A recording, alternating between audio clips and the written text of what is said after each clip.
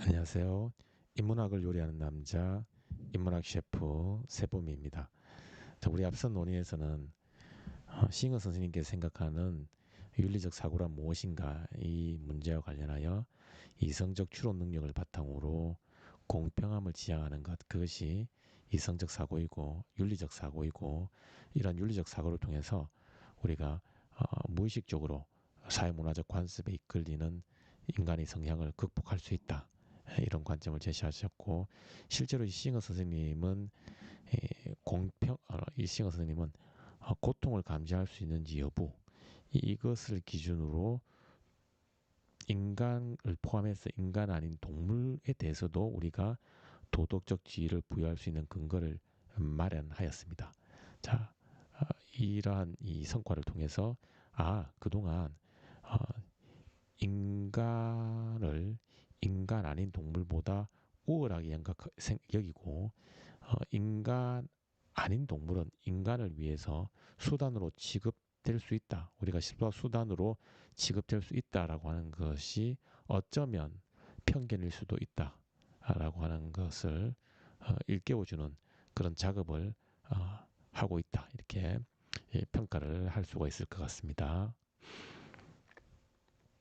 자, 그러면 이렇게 동물의 도덕적 지위를 마련하는 그 근거인 이익평등 고려의 원칙을 바탕으로 해외 원조의 의무를 정당화할 수 있는가? 여기에 대해서 우리 싱어 선생님은 그렇다. 자, 그와 관련해서 조금 더 자세하게 우리가 살펴보도록 하겠습니다. 자, 우리는 굶주림과 질병으로 고통받고 있는 사람들을 도울 의무가 있습니다. 이익평등 고려 원칙에 따르면 도덕적 고려의 범위를 동물에게까지 확장할 수 있어요. 즉, 우리는 동물의 고통까지 최소화할 의무가 있는 셈이지요. 즉, 그런데 동물의 고통도 도덕적으로 고려하는데 인간의 고통을 방관한다면 터무니없는 소리지요. 즉, 난센스입니다. 이익의 평등한 고려의 원칙에서 도덕적으로 고려할 의무를 한계 짓는 유일한 경계선은 감각입니다. 즉, 쾌락과 고통을 감수하는 능력이지요. 자, 그런데 굶주림과 질병에 시달리는 사람은 고통에 직면합니다. 자, 인간다운 삶을 위한 최소한의 욕구조차 해결하지 못하고 있어요. 감각이 유일한 도덕적 고려의 조건임을 상기할 때 우리는 이들의 고통을 최소화할 의무가 있습니다. 자, 우리는 왜 국내도 아닌 해외에서 질병과 굶주림의 고통을 겪고 있는 사람을 배려해야 하는가, 그들을 도와야 하는가, 그 근거를 바로 음, 그 국적이 어디든 국내이든 해외이든 그들이 오직 고통을 겪고 있다는 이유만으로 그들을 도와야 된다는 것입니다. 바로 이 고통의 감지 여부, 이것이 도덕적 지위를 부여할 것이냐 말 것이냐, 도덕적으로 고려할 것이냐 말 것이냐를 판단하는 기준이기 때문에 이 기준 외에 다른 잣대를 들이대는 것은 적절하지 않다는 거예요. 그것은 공평하지 않다는 것이죠. 그러니 고통을 감지할 수 있느냐의 기준 이외에 그 대상이 우리 자국의 국민이냐 혹은 자국의 국민이 아니냐, 그 대상이 부유한 국가에 사느냐 그렇지 않은 빈곤한 국가에 사느냐, 이러한 것은 어, 어떠한 사람을 도울 것이냐 돕지 않을 것이냐를 판단하는 기준으로 들어올 수가 없다는 거예요. 즉, 오직 유일한 기준은 그 대상이 고통을 감지할 수 있느냐의 여부라는 것이죠. 그런데 이 해외에서 빈곤한 국가에서 질병과 굶주림에 시달리고 있는 사람은 그로 인해서 고통에 직면하고 있습니다. 그러니 이제 그들이 옆 동네에 우리 이웃이든 혹은 내 아이든 혹은 그런 것과 무관하게 옆 동네의 내 이웃이 아니라 할지라도 내 자녀가 아니라 할지라도 오직 고통에 직면하고 있다는 이유만으로 그들을 도와야 할, 원조해야 할 의무가 있다는 것입니다. 자, 이어서 국내에서도 다양한 이유로 고통을 겪는 사람이 많아 도움의 손길을 주어야 할 때 당이 많아요. 그런데 왜 하필이면 해외에 있는 사람을 도와야 합니까? 자, 그러니 싱어 선생님께서 자, 앞서 언급한 소극적 공리주의를 상기해 볼 필요가 있어요. 자, 이제 지금부터는 어, 이익평등 고리 원칙을 바탕으로 어, 해외 원조의 의무가 정당화되는데 그런데 어, 고통을 겪는 대상은 어, 국내에도 얼마든지 많다는 거예요. 어, 그런데 왜 하필이면 해외에 있는 사람들에게 도움의 손길을 우선적으로 우리가 뻗쳐 주어야 되느냐 이 문제와 관련한 것입니다. 자, 이 문제와 관련하여 싱어 선생님은 소극적 공리주의를 통해서 정당화될 수 있다는 입장이에요. 자, 정리하자면 이런 거죠. 어, 우리 싱어 선생님의 이익평등 고려 원칙에 따르면 도덕적 지위를 부여하는 대상은 오직 고통을 감지할 수 있는지 여부입니다. 그렇죠. 그러면 자, 국내의 내 이웃, 내 자녀도 고통을 겪고 있고 해외의 전혀 모르는 일면식도 없는 아이도 고통을 겪고 있다고 합시다. 그러면 이 대상들 모두 고통을 겪고 있는 거예요. 그러면 이 대상들 모두 도덕적으로 동등하게 우리가 고려를 해야 되지 않느냐? 왜 하필 우리는 빈곤한 국가에 있는 이들의 고통을 우선적으로 고려하여 해외 원조를 강조하느냐? 이러한 문제 제기지요. 자, 여기에 대해서 시잉어 선생님께서 소극적 공리주의를 바탕으로 어떻게 디펜스 하시는지 한번 살펴보도록 하겠습니다. 자, 앞서 언급한 소극적 공리주의를 상기할 필요가 있습니다. 이익평등 고려 원칙은 소극적 공리주의에 기반을 두고 있지요. 소극적 공리주의는 고통의 최소화를 지향합니다. 그래서 관련 당사자의 고통을 비교합니다. 그리고 상대적으로 고통의 강도가 큰 사람에게 가중치를 부여합니다. 즉, 그 사람의 고통을 더욱 민감하게 다룹니다. 상대적으로 강한 고통을 겪고 있는 사람을 우선적으로 고려하지요. 이때 고통을 최소화하는 효과를 극대화할 수 있습니다. 자, 소극적 공리주의에 따르면 결국은 얻을 것과 잃을 것을 계산을 해야 하는데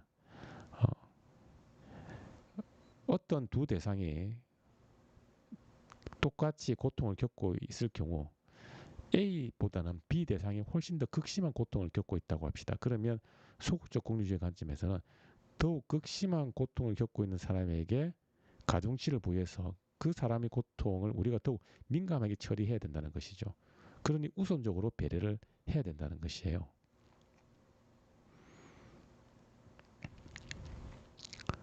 자, 그러니 부유한 국가의 고통을 겪고 있는 사람과 빈곤한 국가의 고통을 겪고 있는 사람의 그 고통의 수준이 다르다는 거예요. 부유한 국가에서 고통을 겪고 있는 사람은 내가 지금 모닝이라는 자동차를 타고 있는데 이보다 더 급이 높은 제네시스 정도를 타고 싶어요. 혹은 람보르기니 정도를 타고 싶어요. 그걸 타지 못해서 겪는 고통 정도의 고통이라는 겁니다. 자, 그런데 빈곤한 국가의 사람들이 겪는 고통은 빵 하나가 없어서 굶주리고 있고 빵 하나가 없어서 생명의 위협을 느끼는 정도의 고통이라는 거예요. 그러면 부유한 국가에서 더 좋은 차를 타지 못해서 고통을 겪고 있는 사람과 빈곤한 국가에서 빵 한 조각이 없어서 생명의 위험에 직면한 사람의 고통, 어느 입장의 고통이 더욱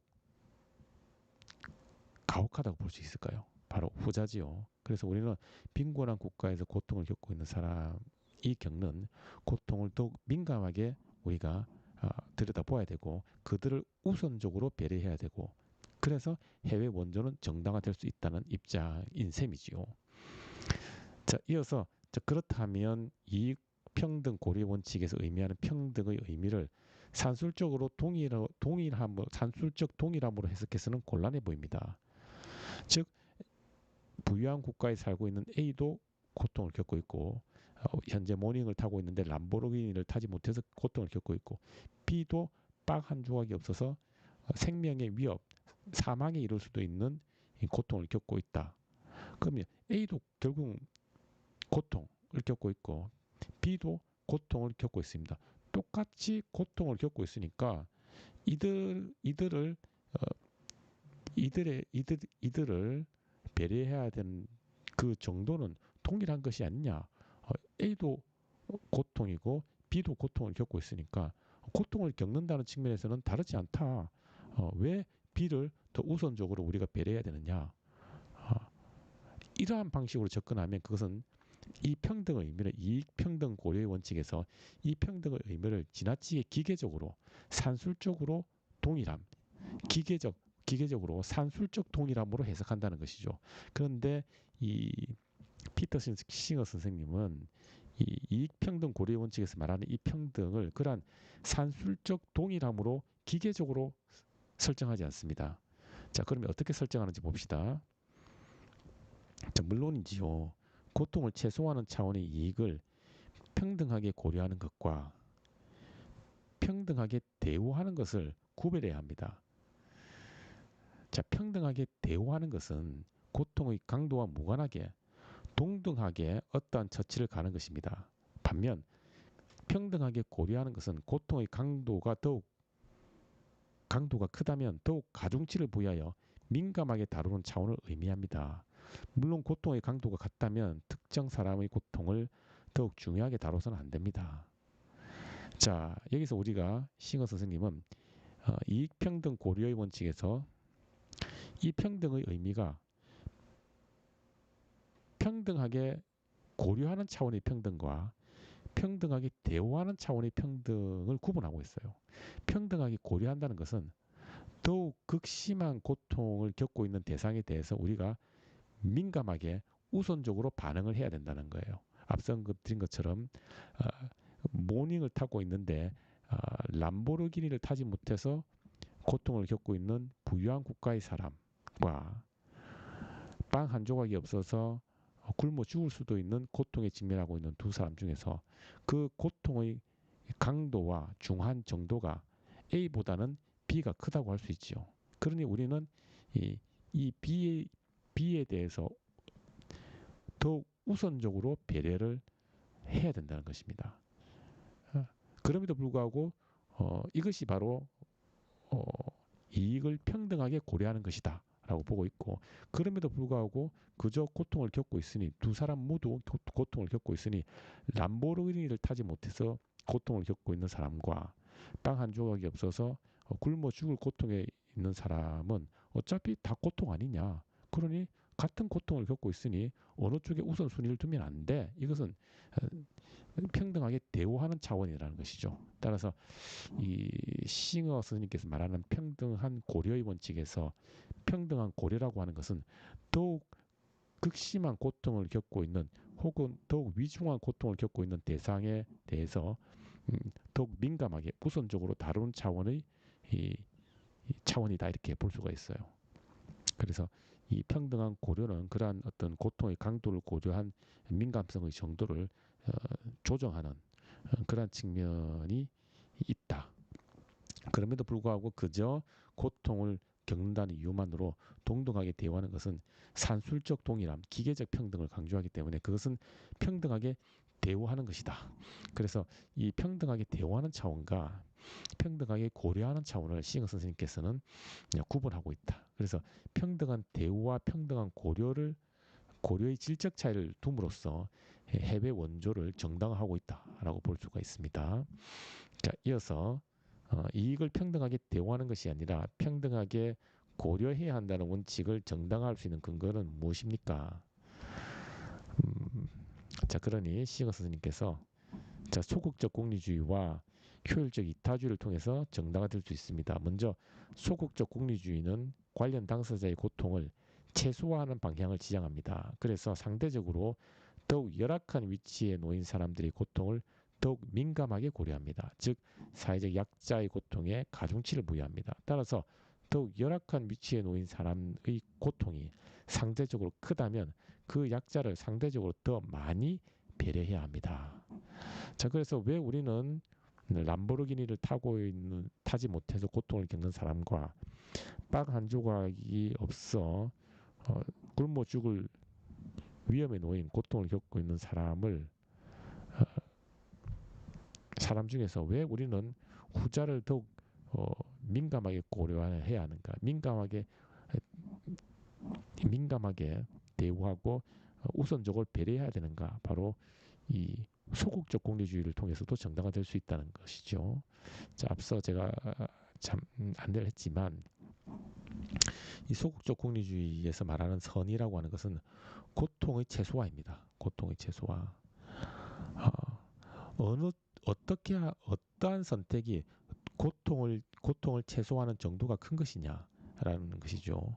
어, 그래서 어, 앞선 것처럼 람보르기니를 타지 못해서 고통을 겪고 있는 사람에게 10만 원을 지원하는 것과 빵 한 조각이 없어서 굶어 죽을 위험에 있는 사람에게 10만 원을 지원하는 것 중에서 B에게 10만 원을 지원하는 것이 그 고통을 최소화하는 정도가 크다는 거예요. 이분에게 10만 원을 지원하면 이분은 생명을 구할 수 있지만 이분에게 10만 원을 지원하지 않는다고 해서 이분이 생명을 잃지는 않아요. 단지 람보르기니를 탈 수 있는 가능성이 멀어진다. 그 정도뿐이지. 그러니 같은 비용을 지불한다 할지라도 A보다는 B에게 지불하는 것이 그 고통을 경감하는 정도가 크기 때문에 B에게 지원하는 것이 도덕적으로 선이다. 이것이 바로 소극적 공리주의 입장이죠. 그래서 소극적 공리주의 입장에서도 평등하게 대우하는 것보다는 평등하게 고려하는 것이 바람직하다라고 하는 이 평등 고려 원칙을 정당화할 수 있는 거예요. 자, 그리고 또 효율적 이타주의를 통해서도 우리가 정당화를 할 수 있는데요. 먼저 간단하게 안내를 드리면 효율적 이타주의라고 하는 것은 이타적 행동을 함에 있어서도 우리가 효율성이 높은 선택을 해야 된다는 것이에요. 자, 살펴봅시다. 자, 다음 효율적 이타주의에 따르면 동일한 비용으로 고통을 겪는 사람을 도울 때 또 극심한 고통에 시달리는 사람을 우선적으로 우선시하는 것이 합리적입니다. 그 결과 고통을 최소화하는 효과를 극대화할 수 있습니다. 효율적 이타주의에 기반할 때 빈곤한 국가에서 굶주림과 질병으로 고통을 겪는 사람을 도울 필요가 있지요. 자, 부유한 국가의 사람들의 고통은 기본적 욕구를 충족하지 못하는 측면에서 비롯되는 것이 아닙니다.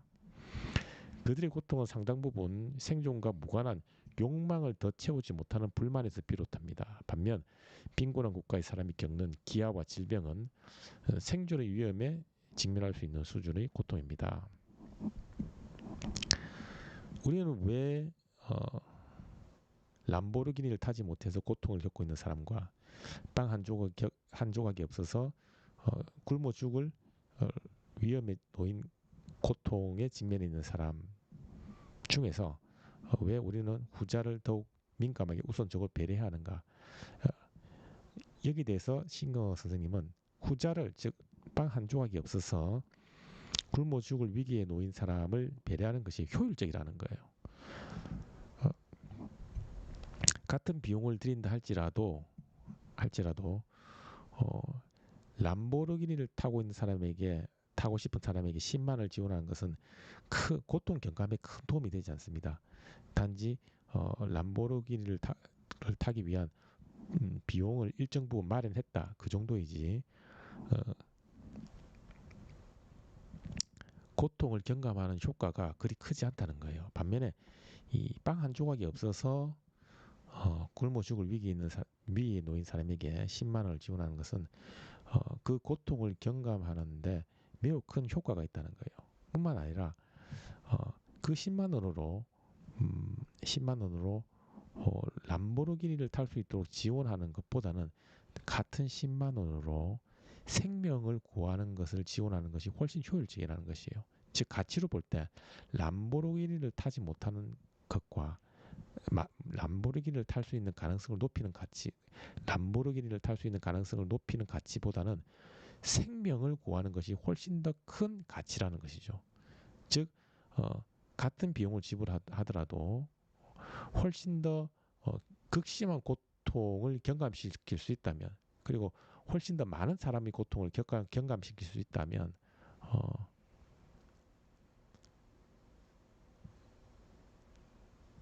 더욱 극심한 고통을 겪고 있는 빈곤한 국가의 사람들에게 원조를 하는 것이 효율적이다. 이렇게 우리가 볼 수가 있습니다. 자, 효율적 이타주의의 결국은 핵심은 동일한 비용으로 어떤 대상을 지원할 때 그 비용의 효과가 극대화될 수 있는, 여기서 효과의 극대화는 고통의 이 최소화를 말하는 것이죠.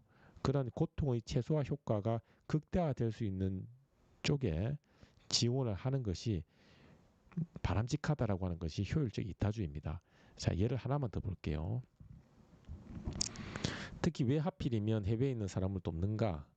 라는 회의적 질문과 관련하여 빈곤한 국가의 사람을 돕는 것은 효율적 이타주의에 부합합니다. 예를 들어 동일한 비용이 10만 원으로 누군가의 소원을 들어줄 수 있다고 합시다. 우리가 10만 원을 아이들의 소원을 들어주는 이벤트 단체에 기부하면 소수의 몇몇 아이들이 그날 하루 행복감을 얻을 수 있습니다. 그런데 그 10만 원을 실명의 위기에 직면한 아프리카 아이들을 후원하는 단체에 기부하면 수많은 아이들이 밝은 세상을 볼 수가 있어요. 자, 왜 우리는 이타적 행위를 할 때 효율성을 따져야 하는가? 자, 예를 들어서 소원을 이루어주는 어떤 이벤트 단체에 10만 원을 기부한다고 합시다. 그러면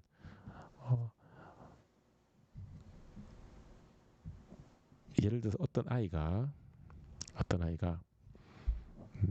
유명 연예인과 같이 식사를 하고 싶어요. 자, 그런데 그러한 소원을 들어주는 단체에 10만 원을 지원한다고 합시다. 그러면 한 명의 아이가 어떤 유명 연예인과 식사를 즐기면서 만족감 얻을 수 있겠죠. 반면에 그 동일한 10만 원으로 빈곤한 국가의 어린이에게 지원한다고 합시다. 이 빈곤한 국가의 어린이는 빵 한 조각이 없어서 굶어 죽을 위기에 놓인 고통을 겪고 있어요. 그런데 이 10만 원을 이 빈곤한 국가의 아이들을 배려하는 기부단체에 기부를 하면 그 10만 원으로 한 명이 아니라 10명, 20명, 30명의 정도의 아이들에게 빵을 사줄 수 있다고 합시다. 그러면 이 10만 원으로 한 명의 만족감을 충족시키는 것이 효율적입니까? 아니면 같은 10만 원으로 30명의 아이들의 생명을 구하는 것이 효율적입니까? 시잉어 선생님이 볼 때는 이쪽이 더 효율성이 크다는 것이죠.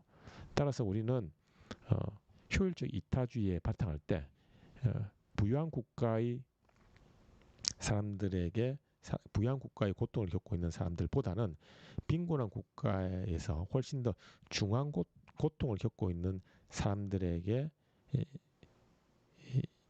지원을 하는 것이, 즉 해외 원조를 하는 것이 효율적 이타주의에 부합한다는 것이죠. 즉 효율성이 있다는 것입니다. 결국은 소극적 공리주의와 효율적 이타주의를 바탕으로 부유한 국가의 고통을 겪고 있는 사람보다는 빈곤한 국가에서 고통을 겪고 있는 사람들을 지원하는 것이, 즉 해외 원조가 바람직하다. 자, 이러한 관점을 도출할 수가 있습니다. 자, 계속해서 이어서 그렇다면 우리는 어떤 단체에 10만 원을 기부하는 것이 효율적인가요? 실명의 위기에 처한 아이들을 치료하는 단체에 기부하는 것이 훨씬 효율적입니다. 결국 이타적 행위를 할 때도 우리는 효율성을 고려해야 하는 셈이지요. 이타적 행위의 효율성을 고려할 때 가난하지만 부유한 국가의 사람들을 돕는 선택보다 빈곤한 국가의 사람들을 도와야 합니다. 따라서 해외 원조의 의무는 정당화될 수 있습니다. 즉 해외 원조는 도덕적으로 옳은 선택입니다. 결국 효율적 이타주의에 따르면 부유한 국가의 고통을 겪는 사람보다 빈곤한 국가에서 고통을 겪고 있는 사람들에게 같은 비용을 지불하는 것이 그 효율성이 훨씬 크다는 것이죠. 그래서 우리는 해외 원조의 의무를 정당화할 수 있다. 이것이 피터 싱어 선생님의 관점이고요. 그래서 제가 결국 비용 대비 고통의 최소화라는 효과를 고려할 때 효율적 이타주의를 바탕으로 빈곤한 국가의 사람들을 돕는 것이 더욱 합리적인 선택인 셈이군요. 자, 그러니 싱어 스님께서 자, 그래서 해외 원조의 대상과 관련한 범위는 인종, 국적, 거리와 같은 요인과 전혀 무관합니다. 빈곤한 국가의 사람들이 기아와 질병으로 고통에 직면해 있다는 이유만으로 그들을 원조할 의무가 있습니다. 아울러 그들을 돕기 위해 우리가 치르는 비용은 그들이 직면하는 고통에 비하면 기꺼이 감내할 수 있을 정도에 불과합니다. 빈곤한 국가에 자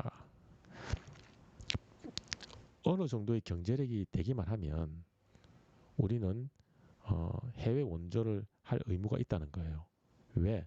어느 정도의 경제력이 되기만 하면 그 경제력으로 해외 원조를 하는 것은 원조를 할 때 치르는 비용은 어, 그 비용은 그렇게 크지 않다는 겁니다. 즉, 어, 즉 어느 정도의 경제력 수준이 되기만 하면 그 정도의 비용을 감수하고 해외 원조를 할 경우에 고통을 경감하는 그 효과를 고려할 때 그것이 너무나 크기 때문에 충분히 그렇게 할 만한 가치가 있다는 거예요. 즉 해외 원조는 효율성을 만족시킬 수 있다는 것이죠.